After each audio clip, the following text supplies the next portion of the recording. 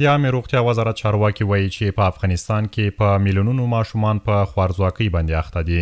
د دې وزارت چارواکي کابل کې ملت ته د حساب ورکولو په خبري غونډه کې وویل چې اوس مهال په دې هیواد کې له 3.5 څخه تر 4 میلیونو پورې ماشومان په خوارځواکۍ باندې اخته شوي او شمیر ورځ تر بلې د زیاتېدو په حال کې دی.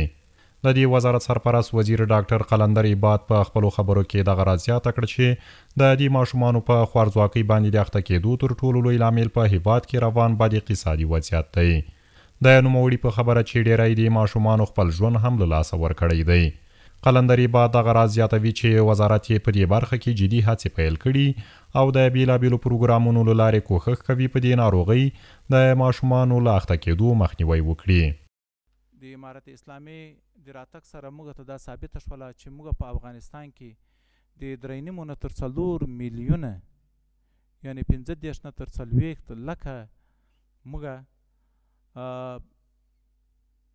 په خوارځواکۍ باندې اخته ماشومان لرو.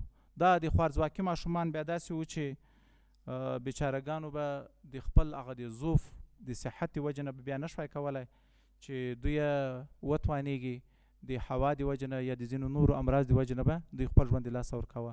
خو الحمدلله اوس موږ په خپل پلان کې د دې دپاره مو ډېر پلانونه او پروګرامونه چې د دوی د خوارځواکۍ د منځه ولاړه شي پلان او پروګرام ورته نیولی دی.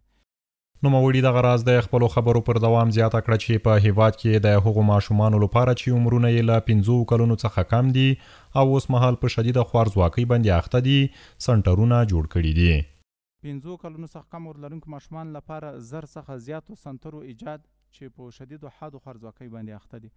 په حاده شدیده خوارځواکۍ کې اخته او اختلاطي ماشومانو لپاره په 6 مرکز د بستر لپاره د هیواد په کچه په دولتي صحي سکتور کې او 2 مرکزه په خصوصي صحي سکتور کې ایجاد شوي دي. د خوړو نړیوالې ادارې ویلي چې په افغانستان کې 6 میلیونه وګړي همدا اوس له سختې لوږې سره مخ دي او په 40 ساعتونو کې یو وخت ډوډۍ نشي پیدا کولی. د دې ترڅنګ بیا میلیونونه افغانان له لوږې د ژغورل کېدو لپاره مرستو ته اړتیا لري.